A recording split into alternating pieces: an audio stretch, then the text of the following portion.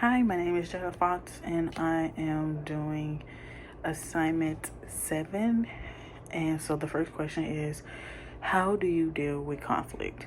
So usually, I really ignore it depending on the situation because I don't really like starting little petty arguments or getting to little arguments. But usually with a conflict, I usually try and resolve the conflict by coming to a mutual agreement.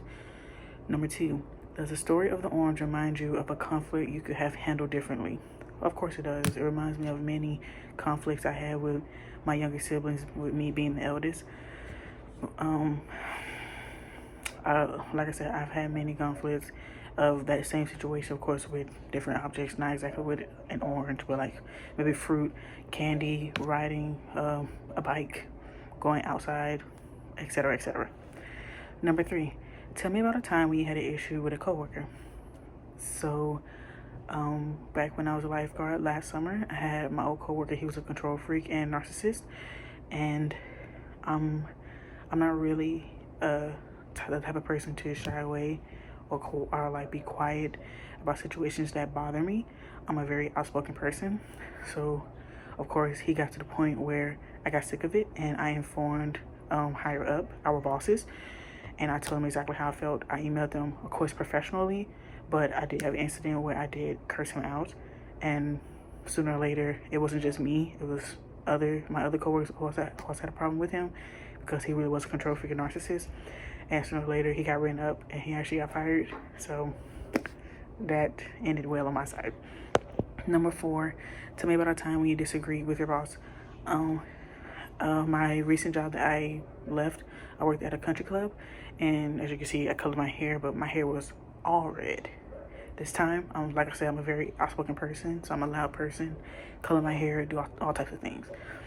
And I read the handbook multiple times. It didn't say anything about me not being able to color my hair, or my hair had to be a natural color. And so I colored my hair all red. My boss had a problem with that. She told me it's in the handbook, and I went against the handbook, and I showed her inside the handbook where it said nowhere where I couldn't color my hair, and it proved that she was wrong. Of course, she was upset about it, and because she was upset about it, she rewrote the whole handbook and put, you have to have natural hair, or if you color your hair, it has to be a natural hair color. And of course, that upset me because I feel like I was being picked on because I wasn't the only one who had red hair. But me being a black girl working in all white establishment, sorry if you're a white teacher, but that's just how it is being a black person. But yeah, of course I felt that wasn't fair, and I refused to wear a hat. And I said, you're not gonna make me do anything I don't want to do. It's too late. You should have put it in the handbook beforehand. And that's how I handled. So she didn't have a choice. Okay, number 5, how do you deal with differences of opinion when working on a team? So for me, I feel like the best option when working on a team trying to come to one agreement is by vote. Everyone all have different ideas, but mostly everyone also have similar ideas. So we usually we usually just go by vote, and whichever idea has the most vote is the idea we go by. Or it's fun to do like a little team competition. Whoever feel like one side of the idea is good and the other side of the idea, we separate, do the ideas differently.